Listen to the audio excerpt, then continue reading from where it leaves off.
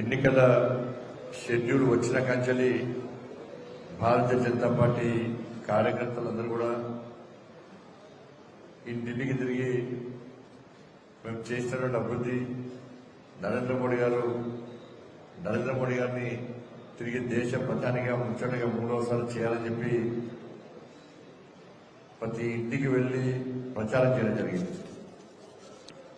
ఎక్కడ పోయినా కూడా ఈ దేశంలో సంక్షేమ పథకాలు నరేంద్ర మోడీ ప్రభుత్వం హయాంలో ఏ విధంగా ముందుకు వస్తున్నాయి, ఈ దేశాన్ని ఏ విధంగా రక్షిస్తున్నాం, దేశాన్ని ఏ లక్ష్యంతో అభివృద్ధి చేస్తున్నాం, దాంతోపాటు కరీంనగర్ పార్లమెంట్ సభ్యుడిగా నేను ఎన్నికైన 12,000 కోట్ల రూపాయలను నిధులకు పైగా తీసుకొచ్చిన విషయాన్ని, మేము చేసిన పోరాటాలను, ప్రజలకు భరోసా కల్పించిన విధానం, అన్ని అంశాలను ప్రజలకు వివరిస్తూ కరపత్రాల ద్వారా, బుక్లెట్ల ద్వారా ఇంటింటికి చేర్చే ప్రయత్నం చేస్తాం.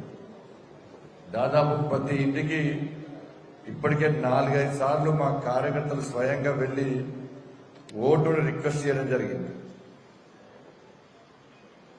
ప్రజాహిత యాత్ర పేరుతోని ఈ కరీంనగర్ పార్లమెంటు నియోజకవర్గం మొత్తం కూడా దాదాపు 45 రోజుల పాటు ఎండలు మండుటెండలో అన్ని మండల కేంద్రాల వారీగా అనేక గ్రామాలను తిరగడం జరిగింది. ఇది నిరంతరం షెడ్యూల్ రాకముందే కొనసాగుతున్నది. కానీ కాంగ్రెస్ పార్టీ, బీఆర్ఎస్ పార్టీ ప్రచారం చేసే స్థితిలో మొన్న ఈ మధ్యనే కొద్ది ముందు టీఆర్ఎస్ ప్రచారం ప్రారంభిస్తే దాని తర్వాత మొన్న 3-4 రోజుల క్రితం కాంగ్రెస్ పార్టీ ఇంటిని తిరిగే ప్రచారాన్ని ప్రారంభించింది. కానీ ప్రజలు అడిగే ప్రశ్నలకు వాళ్ళకి సమాధానం లేవు. వాళ్ళ సమాధానం ఏంటంటే ఇద్దరు కూడబడుకొని ఇద్దరు కలిసి భారతీయ జనతా పార్టీ గెలుపును అడ్డుకోవాలి, నరేంద్ర మోడీ గారిని తిట్టాలి, బండి సంజయ్ని ఏమీ చేయలేని చెప్పి తప్పుడు ప్రచారం చేస్తూ బదనాం చేయాలని చెప్పి ఇద్దరు కలిసి ఆడుతున్న నాటకం. వాళ్ళిద్దరూ సెకండ్ ప్లేస్ కోసం ప్రయత్నం చేస్తున్నారు. లోపాయికారి ఒప్పందం కుదిరి ఇద్దరికి. దాని ద్వారా ఇవాళ మళ్ళా 1,000 రూపాయలు, 100 కోట్ల రూపాయలు ఖర్చు పెట్టి మేము 1000 ఇస్తామంటే మేము 2,000 ఇస్తామని చెప్పి 2 పార్టీలు పోటీపడి పైసలు మంచి గెలిచే ప్రయత్నం చేస్తా ఉన్నారు.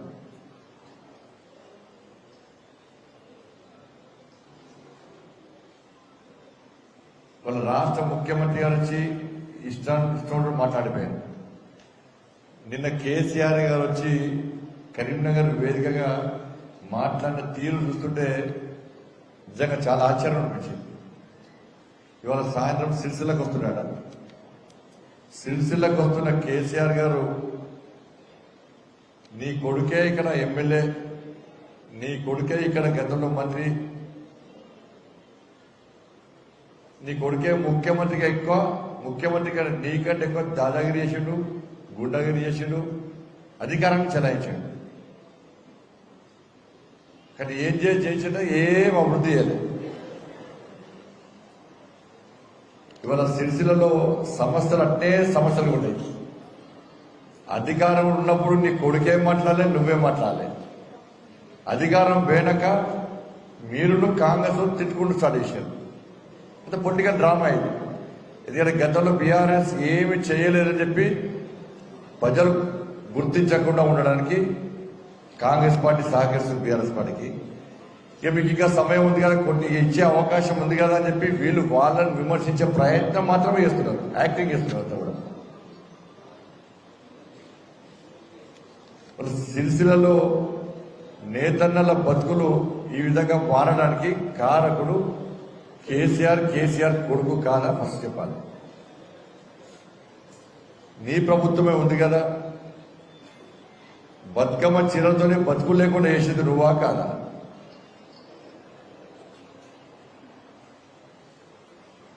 వాళ్ళకి ఇవ్వాల్సిన బకాయిలు ఇవ్వకుండా ఇన్ని రోజులు ముప్పు తిప్పలు పెట్టింది నువ్వా కాదా?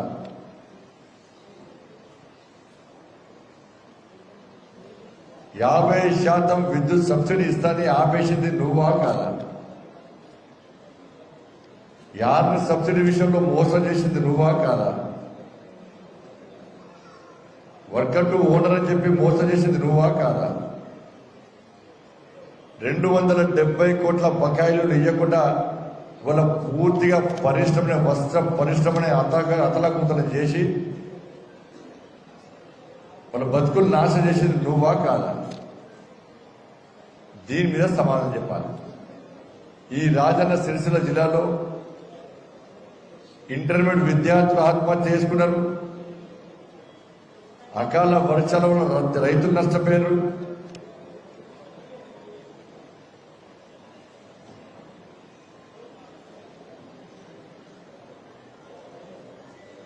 ఇవాళ ఏ సమస్యను పరిష్కరించకుండా కేవలం తిట్లతోనే గాలి మాటలతోనే 10 సంవత్సరాలు కాలయాపన చేసి రాజన్న సిరిసిల్ల జిల్లా ప్రజలు నట్టెట్ల ముంచి ఇప్పుడు అధికారం కోల్పోయిన తర్వాత మళ్ళా ఏదో ఊరించుకుంటా మాటలు చెప్పి మళ్ళా యాస భాషతోని మోసం చేసే ప్రయత్నం చేస్తున్నది నువ్వా కాదు? చెప్పాలి కేసీఆర్ గారు. నాకు కాంగ్రెస్ వాళ్ళు వచ్చినాడు, ఇక్కడికి కాంగ్రెస్ వాళ్ళు వచ్చి అన్ని హామీలు ఇచ్చిపోయినాడు. యారు సబ్సిడీ వేస్తామన్నారు, 270 కోట్ల బకాయిలు తీర్స్తామన్నారు. దీనికి అంతటి కారణము ఇలా నేను ఎప్పుడైతే దీక్ష చేస్తా అని చెప్పి అన్నానో దానికి భయపడ్డ తర్వాత ఈ రాజన్న సిరిసిల్ల జిల్లా ఈ సిరిసిల్ల ప్రాంతంలో నేత కార్మికులు వస్త్ర పరిశ్రమ కార్మికులు అందరూ కూడా భారతీయ జనతా పార్టీకి మద్దతు తెలపడానికి సిద్ధంగా ఉన్నారు. కాబట్టి ఎందుకంటే రాబోయే రోజులు గతంలో కేసీఆర్ ఇచ్చిన హామీలను నెరవేర్చకుండా మోసం చేసిండు. ఎన్నికలప్పుడు ఊరించుకుంటా మాటలు చెప్పి ఓట్లు వేసుకున్నాడు. అదే వీకెండ్ వల్ల ఇప్పుడు కాంగ్రెస్ పార్టీ కూడా గట్టే మోసం చేసి పోయే ప్రయత్నం చేస్తున్నది. కాబట్టి మళ్ళా మాకు కొట్లాడే వ్యక్తి కావాలి, ప్రశ్నించే వ్యక్తి కావాలి, మాకు భరోసా కల్పించే వ్యక్తి కావాలని చెప్పి వీళ్ళందరూ ఆలోచించి ఇలా బండి సంజయ్ జైల్లోకి భయపడాడు, కేసులకు భయపడాడు, లాఠీ దెబ్బలకు భయపడాడు. కాబట్టి మాకు బండి సంజయ్ సపోర్ట్ కావాలని చెప్పి కాంగ్రెస్ పార్టీ 6 గ్యారెంటీ ఇచ్చి తెలంగాణ ప్రజలనే మోసం చేసే రేపు మమ్మల్ని మోసం చేయదని గ్యారెంటీ అది, మమ్మల్ని ఇబ్బంది పెట్టదని గ్యారెంటీ అది. కాబట్టి మాకు ప్రశ్నించే వ్యక్తి కావాలి, మాకు అండగా ఉండే వ్యక్తి కావాలి, మా కోసం యుద్ధం చేసే వ్యక్తి కావాలని చెప్పి నేత కార్మికులతో పాటు వస్త్ర పరిశ్రమ సంబంధించిన ప్రతి వ్యక్తి వాళ్ళు ఆలోచిస్తున్న తరుణంలో మాయమాటలు చెప్పి మోసం చేసే ప్రయత్నం ఇలా కాంగ్రెస్ పార్టీ నాయకులు చేస్తున్నారు. వాళ్ళు ఎన్నికలైనాక లాభపత్తాలు లేకుండా పోతారు. వాళ్ళంతా పక్కా వ్యాపారస్తులు, రాజకీయ పరిజ్ఞానం లేని వ్యక్తి, ఏ రోజు సమస్యలను మాట్లాడిన దాఖలాలు లేని వ్యక్తి, మీ సమస్య రోజు పట్టించుకున్న పాపాన పోని వ్యక్తి. ఇవాళ కేసీఆర్ కుటుంబం అయితే తెలంగాణ రాష్ట్రంలో సంపాదించిన ఢిల్లీ లిక్కర్ కేసులో విదేశాల్లో పెట్టుబడి పెట్టడానికి ప్రయత్నం చేస్తుందో ఇక్కడ కాంగ్రెస్ పార్టీ కూడా సేమ్ అదే. ఇక్కడ గెలిస్తే ఇక్కడ పైసలు సంపాదించి రియల్ ఎస్టేట్ వ్యాపారాలు ఇంకేవేవో చేయడానికి మాత్రమే ఉపయోగపడుతుంది తప్ప ఇలా దేనికి ఉపయోగపడదు. ఇక్కడికి వచ్చి నన్ను తిట్టిన మంత్రి ఉస్మానాబాద్ పోలిన పరిస్థితి, ఉస్మానాబాద్ 6 గ్యారెంటీల గురించి ప్రజలు ప్రశ్నిస్తున్నారు కాబట్టి అక్కడ సమాధానం చెప్పలేని పరిస్థితి. కానీ తెలంగాణలో 4 కోట్ల మంది ప్రజలకే సమాధానం చెప్పలేకుండా 4 కోట్ల మందిని మాయపాటలతో మోసం చేసిన కాంగ్రెస్ పార్టీ మన సిరిసిల్లలో నేత కార్మికులను మోసం చేయడానికి గ్యారెంటీ అయింది. కానీ దీని గురించి ఆలోచించాల్సిన అవసరం ఉంది. వాళ్ళు చెప్పే మాయమాటలు నమ్మకండి, వాళ్ళు చెప్పే మోసపూరితమైన మాటలు నమ్మకండి. మన దేశంలో నరేంద్ర మోడీ గారు ప్రధానమంత్రి లేకుంటే ఈ దేశంలో ఎటువంటి పరిస్థితులు ఉత్పన్నమైతే ఒక్కసారి చూడండి. వాళ్ళు వాస్తవాలు గ్రహించండి. తెలంగాణ మొత్తం కోడే వస్తే మాకు నరేంద్ర మోడీ ప్రధానమంత్రి కావాల్సిందే. దేశానికి సంబంధించిన ఎన్నికలు మోసపూరితమైన మాటలతో మోసం చేస్తున్నారు కాంగ్రెస్ పార్టీ, బీఆర్ఎస్ కలిసి అని చెప్పి ఆలోచిస్తున్నారు. ఇవి చర్చకు రావాలి. నిన్న కరీంనగర్ వచ్చాడు కేసీఆర్ సార్. నేను చెప్తే కదా కలుగులో ఎరుక ఆకలేనప్పుడు బయటకు వస్తుందని చెప్పని, ఎన్నికలప్పుడే కేసీఆర్ ఫామ్ హౌస్కి వెళ్ళి బయటకు వస్తాడు, మళ్ళా పోయి ఫామ్ హౌస్ వస్తాడు. ఎలుక పోయి ఆ పొక్కలో చూస్తుంటే ఫామ్ హౌస్ పోయి కేసీఆర్ వస్తాడు. ఇది కేసీఆర్ పరిస్థితి. నిన్న చెప్తుండు మోడీ గారట ఎమోషనల్ బ్లాక్ మెయిలర్ అట. నీకన్నా పెద్ద బ్లాక్ మెయిలర్ ప్రపంచంలో ఇవ్వలేడు.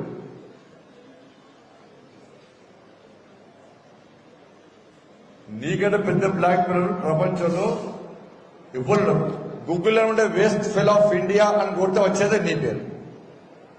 వేస్ట్ ఫెలో ఆఫ్ ఇండియా అని వస్తే కొట్టే గూగుల్లో చెక్ చేస్తే వచ్చేదే నీ పేరు. కాబట్టి నువ్వు మొబైల్ పెట్టి చెక్ చేసుకోసారి.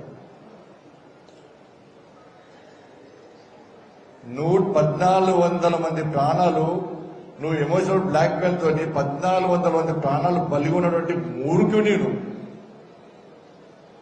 100 ఎలుకలు తిన్న పిల్లి ఏ విధంగా తీర్చాలని పోతుందో ఇవాళ 1400 మంది బలిదానం చేసుకొని వాళ్ళ ప్రాణాలు బలిగొని కోట్ల రూపాయలు సంపాదించుకొని తెలంగాణ రాష్ట్రంలో ఒక్కొక్కరికి పుట్టబోయే బిడ్డ పేరు మీద 1,60,000 రూపాయలు అప్పు చేసి 6 లక్షల కోట్లు తెలంగాణ అప్పులు చేసి మళ్ళా నువ్వు ఏం అడిగినట్టు ఒక అమాయకుడు లెక్క శుద్ధ పూస లెక్క ఇవాళ తెలంగాణలో ఎన్నికలు వచ్చినా తిరిగితే మళ్ళా నీ ఆశ భాషతో మళ్ళా బ్లాక్ మెయిల్ చేసే ప్రయత్నం చేస్తే నీకంటే బ్లాక్ మెయిలర్ ఎవడో ఒక్కసారి చెప్పు.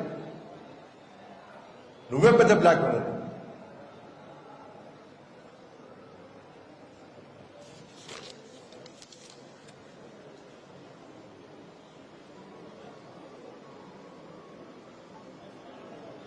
ఇలా పుల్వామా సర్జికల్ స్ట్రైక్ చెప్పి 10 సంవత్సరాలు గడిపించారు భారతీయ జనతా పార్టీ.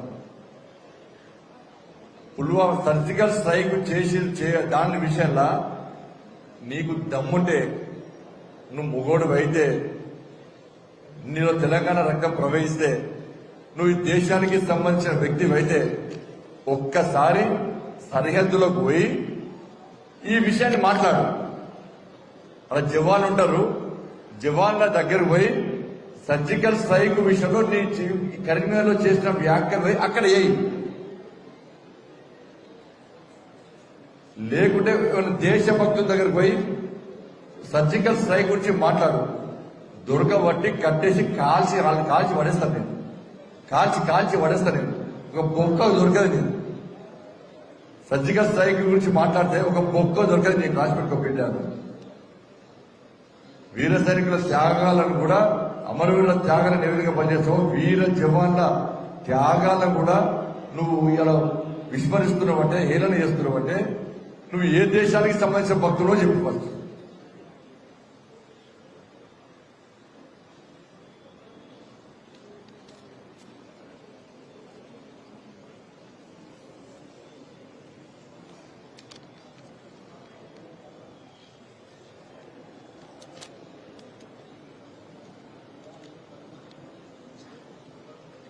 కరీంనగర్కి వచ్చి నేను మాట్లాడుతున్నాడు.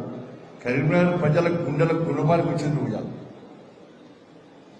కనీసం కుర్చీలు, బెంచ్లు, టేబుల్ ఇవ్వకుండా కొత్త జిల్లాలు ఏర్పాటు చేసి ఒక హరిఘోష పెడుతున్నావు. ఈ సిరిసిల్ల జిల్లాలో కలెక్టరేట్ కట్టావు. తుంపర పడితే మునిగిపోతుంది. కలెక్టరేట్ తుంపర పడితే సిరిసిల్ల మునిగిపోతుంది. నీ కొడుకు అటే విక్టాడు, నువ్వు అటే విక్టావు.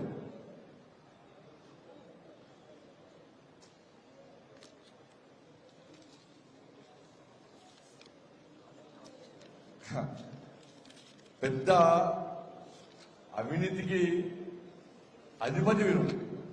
ఆ సామ్రాజ్యానికి అధిపతి నువ్వు. కాళేశ్వరం గురించి మాట్లాడుతున్నావు. కాళేశ్వరం ప్రాజెక్టుకు జాతీయ హోదా కావాలని కోరినావు. కోరిన వెంటనే డిపిఆర్ ఇవ్వాలి. డిపిఆర్ ఇస్తే అన్ని విషయాలు పరిశీలిస్తాం, జాతీయ హోదా ఇచ్చే అంశాన్ని పరిశీలిస్తామని చెప్పి కేంద్రం అనేక సార్లు డిపిఆర్ కోసం నీకు విజ్ఞప్తి చేస్తే నువ్వు డిపిఆర్ ఇవ్వకుండా జాతీయ హోదా రాకుండా అడ్డుకున్నటువంటి మూర్ఖుడివి నువ్వు. డిపిఆర్ ఇస్తే నీ దొంగతనం బయటపడుతుంది.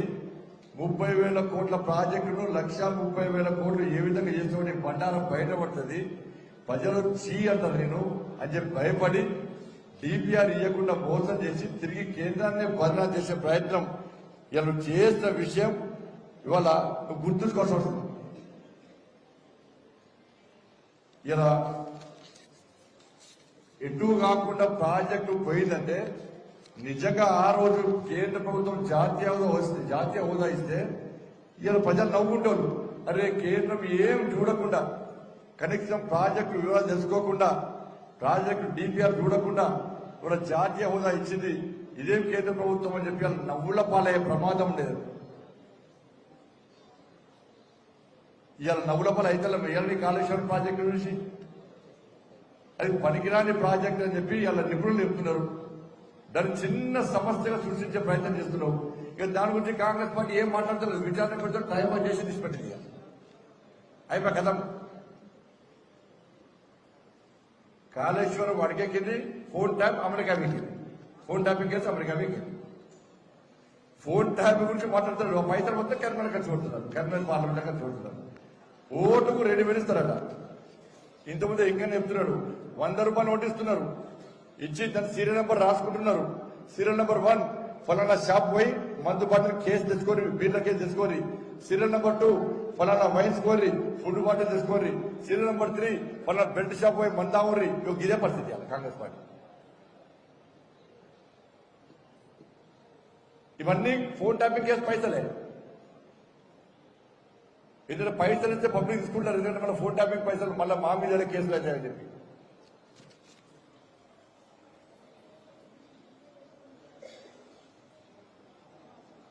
మన నలుగురు ఎంపీలున్నారు, ఏం తీసుకురాట రా చర్చకు రా, చర్చకు రాను రా, చర్చగా సిద్ధమాను చర్చకు.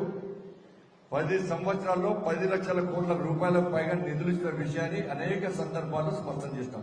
ఇప్పుడు రా, మరి కిషన్ రెడ్డి గారు వస్తారు, పీపీటీ పెడదాం ఎక్కడైనా చివరిస్తాలో. పీపీటీ పెట్టి నువ్వేం చేస్తావు తెలంగాణకు, మేమేం చేస్తామో చూపడతాం. ఆర్టీసీ కార్మికులు ఆత్మహత్య చేసుకున్నది నీ మూర్ఖత్వం వల్ల, వడ్ల కుప్పల మీద రైతులు చచ్చిపోయింది నీ మూర్ఖత్వం వల్ల, ఉపాధ్యాయులు ఆత్మహత్య చేసుకున్నది నీ మూర్ఖత్వం వల్ల, ఇంటర్మీడియట్ విద్యార్థులు ఆత్మహత్య చేసుకున్నది నీ చాతగాని తనం వల్ల, ఉద్యోగాలను యువత ఆత్మహత్య చేసుకుని నీ మూర్ఖత్వం వల్ల, కుటుంబాలు ఆత్మహత్య చేసుకున్నది నీ పార్టీ నాయకులకు అరాచకాల వల్ల.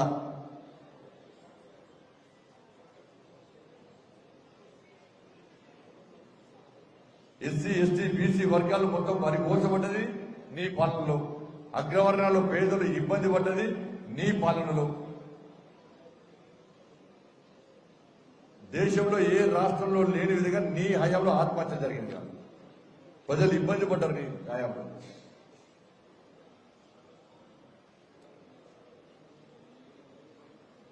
కేంద్రం ఇంకా అభివృద్ధి చేద్దామంటే నువ్వు సాగర్ ఈ వేములవాడ దేవస్థానాన్ని ప్రసాదం స్కీమ్ కింద పెడదామని చెప్పి కేంద్రం లేఖలు రాస్తే కనీసం స్పందించిన మూర్ఖుడి నువ్వు. కొండగట్టు అంజన స్వామి దేవాలయాన్ని రామాయణ సర్కుని వెళ్దామని కేంద్రం లేఖ రాస్తే స్పందించిన మూర్ఖుడి నువ్వు. మళ్ళీ నాకేడ పేరు వస్తుందని భయపడి నువ్వు 400 కోట్లు ఇస్తాను, ఏమైంది? ఒక్క పైస ఇయ్యలే. ఆంజనేయ స్వామి కొండగట్టు అంజనకు 100 కోట్లు ఇస్తాను, ఒక్క పైసా ఇయ్యలే. సిరిసిలకు వచ్చిన పార్క్ ఉంది, స్ట్రక్చర్ పార్క్స్ పోయి వరంగల్ షిఫ్ట్ చేస్తావు. నీ కొడుకే శుద్ధ పూసరక మాట్లాడుతున్నాడు.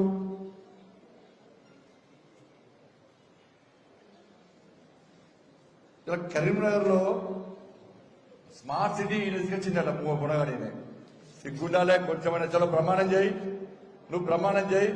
ఇలా స్మార్ట్ సిటీ నిధులు నేను డైవర్ట్ చేయలే, నేను కేంద్రం ఇచ్చిన స్మార్ట్ సిటీ నిధులు డైవర్ట్ చేయలే, నేను మ్యాజిక్ గ్రాండ్ టైంకి ఇచ్చినా అని చెప్పి నువ్వు ప్రమాణం చేయి.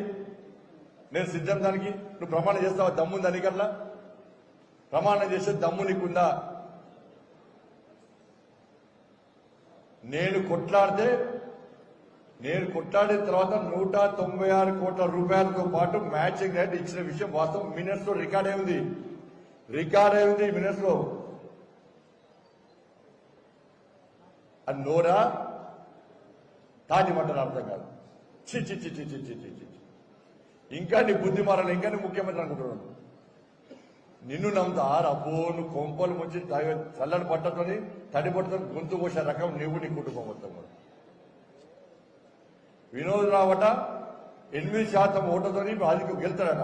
చలో నేను ఒకటే చెప్తున్నా, వినోద్ రావు గారు గెలిస్తే నేను రాజకీయ సన్యాసం తీసుకుంటాను. మరి బీఆర్ఎస్ పార్టీ ఓడిపోతే నేను గెలిస్తే నువ్వు రాజకీయ సన్యాసం తీసుకుంటావా? చలో సిద్ధం, మరి నీ సర్వే రిపోర్ట్ వచ్చిందే చెప్పిన నేను సిద్ధం దానికి. ఇలా గెలవడానికి నిన్న కన్వేర్కి వచ్చి ముస్లింలందరూ ఒక్కటి కావాలన్నట. ఎందుకు ఒక్కటి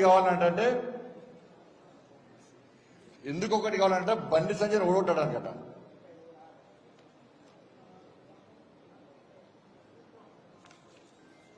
ముస్లింస్ అందరూ ఒక్కటి కావాలట. ఎందుకంటే బండి సంజయ్ని ఓడించడానికట. కాంగ్రెస్ పార్టీలో వాళ్ళ ఓట్ల కోసం 2,000 రూపాయలు ఇస్తున్నారు. బీఆర్ఎస్ పార్టీలో ఒక్క ఓటుకు 1,000 రూపాయలు ఇస్తున్నారు వాళ్ళ ఓట్ల కోసం. వాళ్ళు ఒక్కటై నన్ను ఓడగొట్టాలట. దానికోసమే కన్వేర్కి వచ్చింది ఆయన. ఎవరి కోసం? ముస్లింలందరినీ ఒక్కటి చేయడానికి ఆయన వచ్చినట. ఇవాళ మీకు వినిపిస్తా, మీకు ఒక్క నిమిషం సమయం ఏంటి అన్నది. బిడ్డ నిన్ను ఇష్టపడతాను.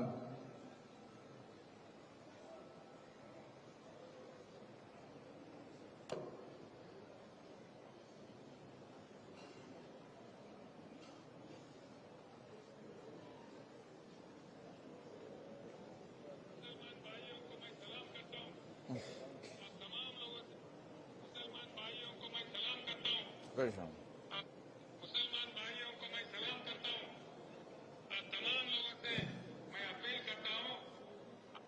मुसलमान भाइयों को मैं सलाम करता हूँ और तमाम लोगों से मैं अपील करता हूँ। आज आप दानिशमंदी से सोचिए और सही पार्टी को चुनिए। यहाँ करीमनगर हल्के में मुकाबला है बीआरएस और बीजेपी। कांग्रेस 3 नंबर में है। आप अपने वोट का कांग्रेस को डालेंगे तो यहाँ बीजेपी जीत जाएगा। यहाँ बीजेपी एमपी कितना गरीब आदमी है आप जानते हैं। यहाँ भी निजामाबाद में और भारत में इन लोगों को हटाना चाहिए, बीजेपी को हटाना चाहिए। बीजेपी को हम हटाना चाहते हैं। बीआरएस एक सही पार्टी है जो उनको हटा सकता है। आप लोग कहीं कांग्रेस को वोट देंगे तो कानों का बीजेपी जीत जाएगा। उसमें ना करीमनगर का बात नहीं, ना मुल्क का बंद है। ఇది సౌండ్ దగ్గర కేసీఆర్ సారు మాట్లాడడం మాటలు. కొడుకేమో జై శ్రీరామ్ అనదన్నాడు. కాంగ్రెస్ లో రాము నక్షత్రం తీసుకోవద్దన్నాడు. రాముల వారి గుడి కాదంటారు. కేసీఆర్ సార్ ఏమో కన్వేర్కి వచ్చి మొన్న హైదరాబాద్ పులివర ప్రసాద్ తిడతాడు, పేలన చేస్తాడు. రాముల వారి అక్షంతలు చేస్తాడు. నా కన్వేర్కి వచ్చి ముస్లిం అందరూ ఒక్కటి కావాలట. బండి సంజయ్ని ఓడగొట్టాలట. బండి సంజయ్ గలీజోడట. నీ అంత గలీజోడు ప్రపంచంలో ఇవ్వలేడు. నీ అంత ఫాల్తు రాజకీయాలు చేస్తోడు దేశంలో ఇవ్వలేడు. నీ ఫాల్తు రాజకీయాలు చూసే ఇలా తెలంగాణ ప్రజలు చీ తూ అంటే పోయిన ఫామ్ హౌస్ లో అన్నావు. ఇలా మళ్ళొచ్చి నీ అభివృద్ధి గురించి మాట్లాడు. నువ్వు కరీంనగర్ పార్లమెంట్ ఏ విధంగా అభివృద్ధి చేస్తావో మాట్లాడు. ఏ విధంగా మోసం చేస్తావో మాట్లాడు. ఇలా నేను ఏం అభివృద్ధి చేసినా మాట్లాడుతున్నా. నరేంద్ర మోడీ గారి గొప్పతనమైందో మాట్లాడుతున్నా. మాకు ఎందుకు ఓటేయాలో మాట్లాడుతున్నా. ఎక్కడ మత ప్రస్తావన చేయలే నేను. ఇలా నువ్వు కరీంనగర్కి వచ్చి మత విద్వేషాలు రగలగొట్టి మతాల మధ్య చిచ్చు పెట్టి ఇలా ఒక వర్గం ఓట్ల కోసం కక్కుర్తి పడుతున్న విషయాన్ని తెలంగాణ సమాజం గుర్తించాలి. కరీంనగర్లోని హిందూ సమాజం గుర్తించాలి. ఎస్ బరాబర్ హిందువులందరూ ఆలోచించాలి. వాళ్ళ మొన్న కరీంనగర్ అసెంబ్లీలో ఒక వర్గం ఒక్కటై నన్ను ఓడగొట్టిన విషయాన్ని ఒక్కసారి గుర్తించుకోండి. అది కేసీఆర్ వ్యాఖ్యల వలన కేసీఆర్ రాత్రిపూట ఫోన్ చేసి మసీదులకు ఫోన్ చేసి మత గురువులకు ఫోన్ చేసి బండి సంజయ్ని ఓడగొట్టండి, ఎంపీకి వెళ్తే బండి సంజయ్ మిమ్మల్ని ఇబ్బంది పెట్టిండు, ఈసారి మళ్లీ వెళ్తే బండి సంజయ్ ఇబ్బంది పెడతాడు, బండి సంజయ్ని ఓడగొట్టాలని చెప్పి ముస్లిం మత పెద్దలతో మాట్లాడి వాళ్ళంతా ఒక్కటై నన్ను ఓడగొట్టారు కరీంనగర్లో. ఇలా నా ప్లేస్ లో ఏ నాయకుడు ఉన్నా మళ్ళీ రాజకీయాల్లో ఉండడు. నా ప్లేస్ లో ఏ నాయకుడున్నా హిందూ ధర్మం గురించి మాట్లాడాడు. నా ప్లేస్ లో ఏ నాయకుడున్నా కూడా కాషాయం జెండా పట్టాడు. కానీ నాకు ధర్మం మీద భక్తి, ధర్మాన్ని రక్షించాలని ఆకాంక్ష, హిందూ సమాజాన్ని సంఘటన చేయాలని లక్ష్యం. ఎవరైతే ఓడగొట్టినో, ఏ వర్గమైతే ఓడగొట్టినో మీతోనే ఏం కాదు. మీరు నన్ను అడగొడితే నా హిందూ సమాజం నా వెనుక ఉన్నది. మీరు 20%, 12% అయితే 80% హిందువులు ఈ కరీంనగర్ పార్లమెంట్ లో ఉన్నారు. నన్ను పక్కా గెలిపిస్తారని చెప్పి ఆ నమ్మకం, విశ్వాసంతో నేను పోటీ చేస్తుంది. ఇవాళ కరీంనగర్కి వచ్చి 80% హిందువుల గురించి కేసీఆర్ మాట్లాడతలేడు. వాళ్ళను ఒక్కడికి అమ్మంటున్నాడు. అంటే కేసీఆర్ ఉద్దేశం ఏంది? ఈ కరీంనగర్ పార్లమెంట్ లో హిందువులు ఒక్కటి కారని, హిందువులలో ఐక్యత లేదని. ఇలా హిందూ సమాజం ఆలోచించాలి. కరీంనగర్ పార్లమెంట్ లో హిందుగాలు బొందుగాలంటే బొందబెట్టిన చరిత్రను ఒక్కసారి కరీంనగర్ పార్లమెంట్ లోని హిందూ సమాజం ఒక్కసారి నెమరు వేసుకోవాలి. మరొక్కసారి గుర్తు చేసుకోండి. అదే కేసీఆర్ మళ్ళా ఇదే కరీంనగర్కి వచ్చి ఇవాళ హిందూ సమాజాన్ని ఎవరు ఏ విధంగా ఏలన చేసే ప్రయత్నం చేస్తుండో వాళ్ళు ఒక్కసారి ఆలోచించండి. వాళ్ళు కాంగ్రెస్ పార్టీ ఏమో 2000, 3000 ఇచ్చి ఓట్లు కొట్టడం వాళ్ళదంటది. బీఆర్ఎస్ పార్టీ ఏమో పైసలు ఇచ్చి వాళ్ళని ఒక్కడిగా అమ్మంటున్నది. మరి హిందూ సమాజం ఒక్కటైతుందా కాదా? ఇలా తెలంగాణ సమాజం చూస్తుంది. ఇలా ప్రతి ఒక్కరు ఎదురు చూస్తున్నారు కాదు. నేను మతం గురించి మాట్లాడే కేసీఆర్ మాట్లాడిన వ్యాఖ్య చూసిన తర్వాత బాధ అనిపించి మాట్లాడుతున్నా. కేసీఆర్ నేను సవాల్ చేస్తున్నా. ఇవాళ నేను హిందూ ధర్మం కోసం పనిచేస్తా, కరీంనగర్ అభివృద్ధి కోసం పనిచేస్తా, నరేంద్ర మోడీ గారు ప్రధానమంత్రి చేయడమే లక్ష్యంగా పనిచేస్తా. నేను 80% ఉన్న హిందువులు ఓట్ బ్యాంక్ గా మారి పక్కా నన్ను గెలిపిస్తారని చెప్పి నేను అనుకుంటున్నా. నాకు విశ్వాసం, నమ్మకం ఉంది. ఆ విశ్వాసం, నమ్మకం నాకుంది. ఇలా నువ్వు ఇట్లా నీ పార్టీకి ఇట్లా ఓడిపోతే నువ్వు ఏ వర్గం ఓట్ల కోసం కక్కుట్టుబడి ఆ వర్గం ఓట్ల ద్వారా గెలవాలని చూస్తున్నావో, నువ్వు గిట్లా ఓడిపోతే నువ్వు పోయి ఆ మతాన్ని స్వీకరించి ఇంకొకసారి రాజకీయాలు బంద్ చేస్తావా? ఫాములు తాగి వంటవా? చలో నా సమర్శిత హిందూ ధర్మాన్ని వేదికగా వేసుకొని అన్ని వర్గాలను సమానంగా చూడాలని చెప్పి ఇలా నేను ఎన్నికలకు వస్తున్నా. నువ్వు మాట్లాడిన మాటలకే సవాల్ చేస్తున్నా. నువ్వు సిద్ధమా? ఆ వర్గం ఓట్లతోనే గెలుస్తా అని చెప్పి నువ్వు కరాఖండిగా చెప్పగలవా? ఎస్, నేను నా ధర్మం ఓట్లతో పక్కా గెలుస్తా అని చెప్పి నేను చెప్తూనే స్పష్టం చేస్తున్నా. దాన్ని నువ్వు సిద్ధమా? ఇలా ఆలోచించి వాళ్ళ అరే సజ్జిక సాయికి హేళన చేస్తావు, రాముల వారి ప్రసాదాన్ని హేళన చేస్తావు, రాముల వారి అక్షింతను హేళన చేస్తావు. ఇవాళ హిందూ ధర్మాన్ని హేళన చేస్తే ఒక వర్గాన్ని కొమ్ముగాసే ప్రయత్నం చేస్తావు. హిందూ సమాజం ఆలోచించాలి. ఇలా వాళ్ళని ఒక్కటిగా అంటున్నారు కాంగ్రెస్ పార్టీ, బీఆర్ఎస్ పార్టీ వాళ్ళు. ఇలా హిందువులు ఒక్కటైతే ఏ విధంగా ఫలితాలు వస్తాయో, గతంలో ఏ విధంగా నిరూపించారో ఇలా మళ్ళా నిరూపించాల్సిన బాధ్యత హిందూ సమాజం మీద ఉంది. నేను ఇప్పటిదానికా మాట్లాడలే. ఇలా కేసీఆర్ మాట్లాడిన తర్వాత ఇలా వాళ్ళు ఒక్కటవుతున్నారని చెప్పి ఒక సందేశం ఇచ్చాడు కేసీఆర్. ఇలా మనం ఒక్కటి కావాల్సిన అవసరం ఉందని చెప్పి నేను మీకు రిక్వెస్ట్ చేస్తుంది కదా. ఇలా యువత ఆలోచించాలి.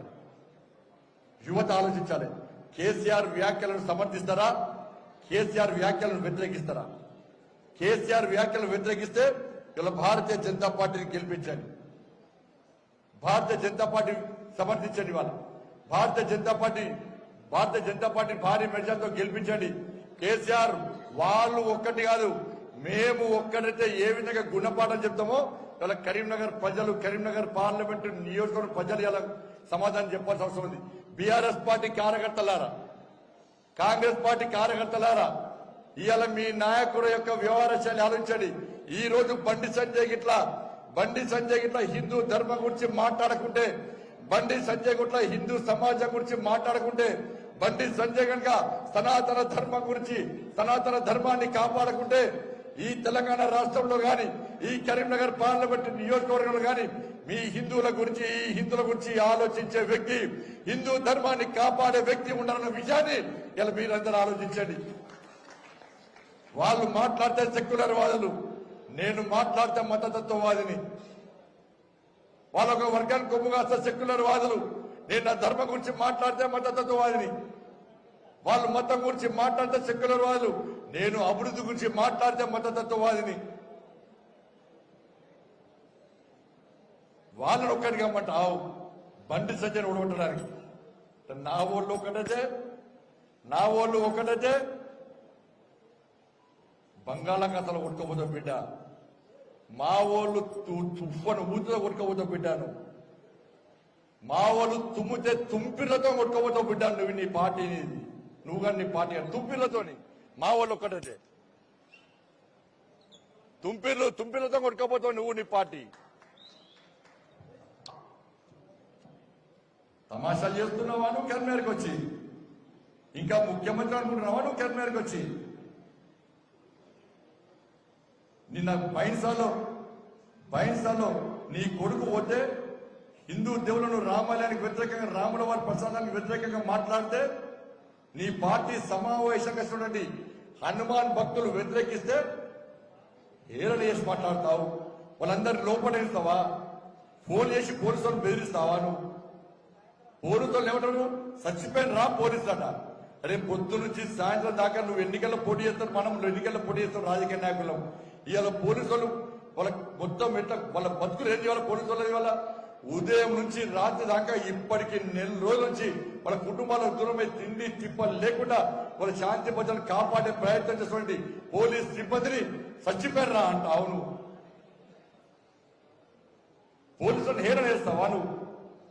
తెలంగాణ ఉద్యమంలో పోలీసులను బూతులు తిడుతుంది, బూతులు తిడుతూ అమ్మనక్క తిడుతుంది పోలీసులను. నిన్న పోలీసులను చచ్చిపోయారా అంటావు.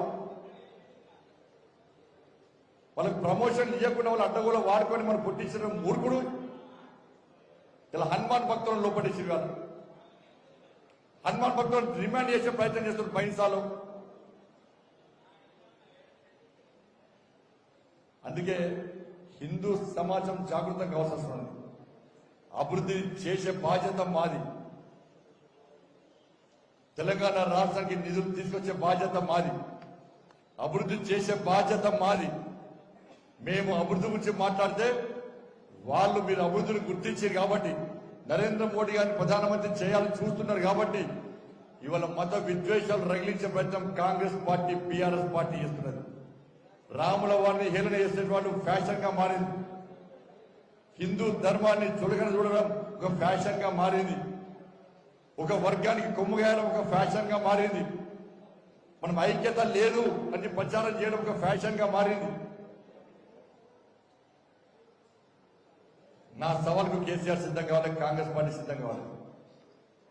చెప్పండి, ధైర్యం ఉంటే మేము ఆ వర్గం ఓట్లే కావాలి మాకు.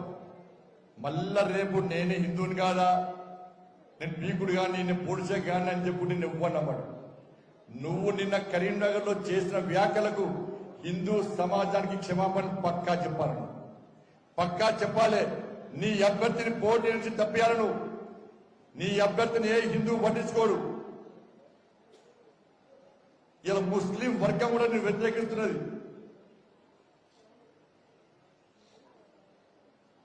రే నీతో కాదనే నువ్వు పోలీసుల వలయం పెట్టినా కూడా దాన్ని దాటిపోయి నువ్వు పోవడానికి భయపడి పిరికి పందలకి నువ్వు ఫామ్ హౌస్లో అంటే పాత బస్తీకి పోయి నీ పోలీస్ వలయాన్ని ఛేదించుకొని నీ పోలీస్ పర్మిషన్ ఇవ్వకుండా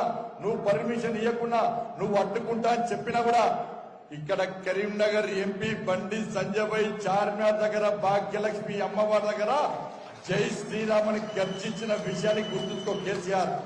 నీ గడిలు బద్దలు కొట్టింది బండి సంజయ్, నీ మెడలు వంచింది బండి సంజయ్, నిన్ను ఫాములకెళ్ళి గుంజుకొచ్చి ధర్నా చౌక నిలబెట్టింది బండి సంజయ్, నీ ప్రభుత్వాన్ని గద్దె దించింది బండి సంజయ్. ఇలా తెలంగాణ రాష్ట్ర ప్రజలు కాపాడింది బండి సంజయ్, భారతీయ జనతా పార్టీ కార్యకర్తలే. అందుకే నా మీద కసితో ఉన్నాడు, హిందూ ధర్మం మీద కసితో ఉన్నావు, హిందువులంటే కోపంతో ఉన్నావు, హిందూ దేవులంటే భయంతో ఉన్నావు. నువ్వు హిందూ సమాజాన్ని హేళన చేసే ప్రయత్నంలో ఉన్నావు. ఇక్కడ కాంగ్రెస్ పార్టీ బీఆర్ఎస్ పార్టీ కార్యకర్తల వాస్తవం ఉంచండి.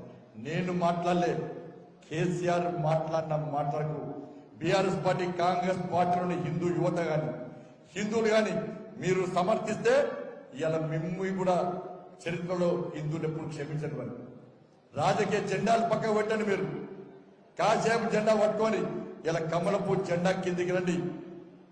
ఈ కరీంనగర్ లో కేసీఆర్ చేసిన వ్యాఖ్యలకు నిరసనగా ఇలా కరీంనగర్ ప్రజలు ఒక్కటి కావాలి, కరీంనగర్ పార్లమెంట్ నియోజకవర్గ ప్రజలు ఒక్కటి కావాలి, ఓటు బ్యాంక్ మారాలి. కాంగ్రెస్ పార్టీ కార్యకర్తలైన బీఆర్ఎస్ పార్టీ కార్యకర్తలైన కూడా మీరందరూ ఇలా బయటకు వచ్చి నాకు మద్దతు తెలపండి. మీరు మాట్లాడుకుంటే ఇలా హిందువులకు రక్షణ లేదన్నా. నాకు రాజకీయాలు ముఖ్యం కాదు, ధర్మం ముఖ్యం. రాజకీయాల కోసం ధర్మాన్ని వాడుకోలే. కేసీఆర్ మాట్లాడింది కాబట్టి ధర్మం కోసం రాజకీయం చేస్తా పక్క.